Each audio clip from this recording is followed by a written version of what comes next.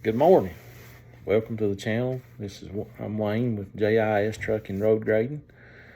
Sitting here at the house this morning for a little while doing some paperwork and getting out some estimates on jobs. And rained yesterday morning, pretty good, and it's a little bit wet. So and Isaac, he's gone this morning, so it's just me. And so I decided just to do a little paperwork this morning and get that behind me and pay a few bills. But was just sitting here at the house by myself and thought I'd do a little short video. Was quoting a job here a while ago. Been working on it for, I guess, since Thanksgiving night. About a little retaining wall and a patio area for a hot tub. And got everything together and sent it off to them yesterday. They was wanting 3 different options. So I priced it 3 different ways, doing it different ways. And they,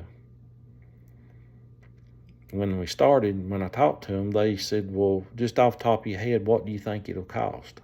And I hate when people ask me that, because I'd rather sit down and figure and get it as close to the price that I can. And that's just the way I like to work. That's the way I've always done. But they kept on saying, well, just off the top of your head, we won't hold you to it or whatever. So anyhow, I priced it, and then I come up with the estimate. And 2 of the estimates one was over at about $2,000, and one was over $800. And so they said, well, this is more than what you said. And I said, well, I know that. And I said, reason being, I said, since the last retaining wall that I built with this type of material, the blocks and everything, they've went up, and price of gravels went up, and sand and different things since back in the early summer. So they wanted me to give them a breakdown of it, so I broke it down and give it back to them. And just got a text back from them and said that they had got another quote from another contractor to do a concrete patio with a concrete retaining wall, I guess, and said it come in cheaper. So that's fine. I mean, you don't get every job that you price, and I understand that, and I don't have hurt feelings towards them or the contractor or whatever. If as long as he's making money, that's fine. And I price them as close as I can, because I like to sleep at night. I don't like to overprice things, and I try to price them to where I can make money. I mean, I'm not out to make a killing. I just whatever time we're on the job, that's what they get paid for, and whatever time the machine's running, that's what they get paid, or that's what I get paid for. If I figure a job, say like if I'm doing a clearing job or whatever, and I've got 2 machines on it running, and that I've given them a price with both machines running constantly per day. So say if I run one machine 6 hours and I run the other one 3 hours, they only get charged for what the machines actually run. If I'd put down that both machines was going to run 8 hours solid, I take that into account and just charge them per day what the machines run. But anyhow, you get some jobs and you don't. So it was just Lord willing that I didn't get this one. It was way back up on a mountain, probably 2 miles back in there, straight up in a development. And I mean, it's beautiful. It's over a county across from ours here, and we're in Yancey County, and this one was in Mitchell County. So beautiful place over there. I actually used to ride 4-wheelers all over the place before it became a housing development. But they said, well, they'd keep me in mind on other things. I told them what all we done, and So we may still get work from them, and that's fine. But like I say, you can't worry about the ones you don't get. But I was sitting here reading this morning in my scripture. I started reading a year or so ago. I'd love to sit down and be able to read the Bible from front to back, but I can't. I'm all over the place. I'll read a chapter here and a book here, but read through Psalms. That was the last book that I read through. Really love Psalms in the Bible. A lot of encouraging words in it. And started in Matthew. I'm wanting to read through the New Testament. I started in Matthew back. I guess it's back in maybe back in the spring, and I'm over into Mark chapter 10, and didn't realize that Mark chapter 10 had all these verses in it that I've heard read all my life through people's preaching and talking in Sunday school and all this. But it's got a lot of good scripture in it, a lot of good verses, and I guess the one part of it that really caught my eye this morning, and I'm gonna try to read it here if I can see. My contact lenses are not focusing this morning like they should, and let me find it.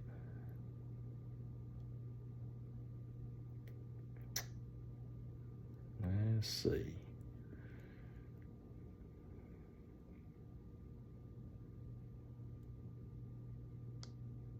Okay. Verse 47, chapter 10, Mark, verse 47. And when he heard that it was Jesus of Nazareth, he began to cry out and say, Jesus, thy son of David, have mercy on me. And many charged him that he should not hold his peace. But he cried the more a great deal, Thou son of David, have mercy on me. And Jesus stood still and commanded him to be called. And they called the blind man, saying unto him, Be of good comfort, rise, he calleth thee. And he, casting away his garment, rose and came to Jesus. And Jesus answered and said unto him, What wilt that I should do unto thee? The blind man said unto him, Lord, that I might receive my sight. And Jesus said unto him, Go thy way, thy faith hath made thee whole. And immediately he received his sight and followed Jesus in the way. I get thinking about all these miracles that Jesus done in the Bible. This is the blind man sitting there, and he heard that Jesus was coming through town, so he got up there on the street where he could know that he was coming by. And when he heard, the people calling to Jesus, and he knowed he was coming by, he went to crying out in a loud voice so Jesus would hear him. And Jesus told him to come forth. So he dropped everything he had right there on the street, I guess, and just run to him as best as he could. I don't know if he had somebody helping him over to him or whatever, but then Jesus spoke those words to him, and it said immediately he regained his sight. And if we had the faith today like these folks did back in the Bible days, we could see the mountains move. I think of all the things Jesus done for people. The woman with the issue of blood, all she wanted to do was just touch the hem of his garment, and she was made whole. I think about when Jesus was on the cross, and all these people that he had touched was standing around in that crowd. A lot of them was. What was they thinking? This man, he healed us, and he brought the little girl back to life, and all the miracles that had been performed. But they just didn't understand why he was up there. But it took me a long time to figure out why did he do all this and then wound up on the cross? Well, it was for us. When he was up on that cross, he had everybody on his mind. And all we have to do is just come to him and confess our sins and believe in your heart that you've been saved, that he'll save you, and he will. I wasn't blind. I didn't have no diseases or anything like that. But when I got under conviction, I was probably one of the worst people that I know. I wasn't out doing drugs and drinking, and I've never done anything like that, partying, and I didn't see myself as a bad person, but I wasn't saved. I didn't have Jesus' love in my heart, and it took a long time for me to accept that I was lost, because at an early age, it wasn't real early, about 16-year-old, I thought I got saved at my home church, little church, and every time I'd sit in a church service after I got married or whatever, it's just like he was always nudging on my heart saying, you're not saved. You need to get in that altar and get saved. If you don't, you're going to die and go to hell. Well, I played it off for several years, and it took a hiking trip up on the Appalachian Trail. We was coming off into Erwin, Tennessee, and it was on a Sunday morning. We went with the family up there. I didn't have no kids then. We was trying to have kids, but I thought to myself, I need to get off by myself up here and pray for the church service. So I took off in front of everybody and got, a little bit ahead of everybody, and I found a laurel thicket. And I just kind of dove off in that laurel thicket. And when I stopped, I was looking off of a cliff that looked like a mile down, straight off, rock cliff. If I'd took 2 more steps, I'd have stepped off of it. But it's just like the Lord stopped me right there. And then he revealed to me right then, he said, son, if you'd took 2 more steps, you'd been laying at the bottom of that cliff, and you'd die and you'd go to hell. Scared me to death. Couldn't pray right then. I thought, Lord, I'm saved. Why would you put this on my mind, or what's going on here? So it tore me all to pieces, and we come off the mountain, and I told my wife, I said, we got to get home and get ready for church tonight on Sunday night. And it was bothering me, and we got to church that night. And before the preacher ever got up to preach the word of God, there was a dear friend of mine. She was singing, and to this day I can't remember what the song was. I know it was a Doyle Lawson song. I can't remember what it was. I talked to her long back, and I said, you remember that song you were singing when I got saved? And she couldn't remember which one it was. But I sat down there, and I was arguing with the Lord. I'd argued with him all day long from the time he showed me that. And I couldn't take it no longer. And before I knowed it, I was in the altar getting saved. Best thing I ever done.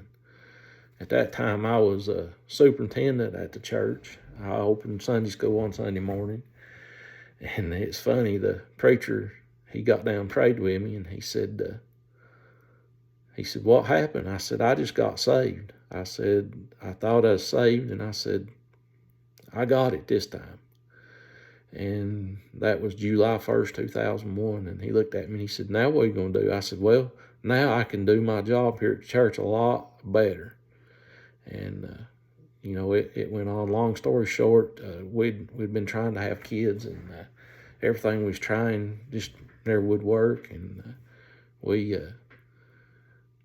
I got saved, and we'd been to the doctors and all that stuff, and nothing, like I said, nothing had worked. 2 weeks later, she wound up pregnant. So, you know, that's my testimony that what God done for me. And he's been good to us. And he's blessed us with a home and everything we need. Three good kids. I'm so proud of them, I can't stand it sometimes. I'm going to wind up crying if I don't quit. But anyway, I know this ain't got nothing to do with a lot of about grading and digging and trucking and all that stuff, but it's something that's important to me, like, you know, like working is. And if, you know, if you're watching this and you don't know what I'm talking about being saved, you can PM me or whatever, call me, whatever, you know, you need to do. And I'll try my best to talk you through it and get you to understand what I'm talking about. It's just a joy to know that you don't have to worry about the things that's going on in this world, you know, about the prices of fuel and, you know, what's going on over in these foreign countries. It's just the Bible being played out in front of us. And, you know, it won't be long that Jesus is going to step out of them clouds and call his children home. And, you know, I don't want to die, but I'm ready to. I'm not afraid of it. And, you know, when he calls us home, whether I go home in the rapture or if I go out with a heart attack or, you know, whatever, I know when I draw my last breath here on this earth, I'll draw my next in heaven, and I'll be with Jesus. So, you know, that's the most important thing that I could tell you today. And I appreciate everybody. Like I say, I didn't mean to get into all this, but, you know, it's important to me. And I want to see people get saved. And that's what it's all about. And but you just, hopefully everybody will watch this video and like it and subscribe to the channel. I'd like to get going on this a little more and doing stuff. I actually got Dad. He was he asked me the other day, he said, "What was you doing with your phone over there on that stump?" I said, "Well, I was making a video."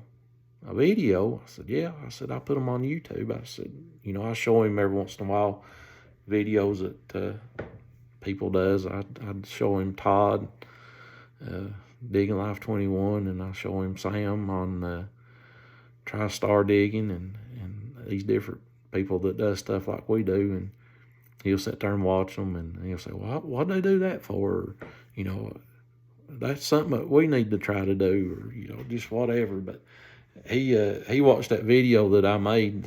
It's uploading right now. Hopefully, it was supposed to come out before my last video, but I didn't do something right. And hopefully, it'll download. But anyhow, he said, "I've got something you need out there," and he went and found a little tripod that I could put the phone on. But hopefully, I can get me a GoPro here, and that'll work on that maybe too. But I just want to thank everybody for watching, and just want to thank the Lord for saving me, and I just pray that everybody has a good day, and we'll get off here, and I got to go. I guess I'll go work on the dump truck a while. I got to put a new board on the dump bed. That piece of shot rock fell off the other day and broke the board, and got to do some tire work. So we'll get off here and get to that. Appreciate everybody. God bless you. We'll talk to you later.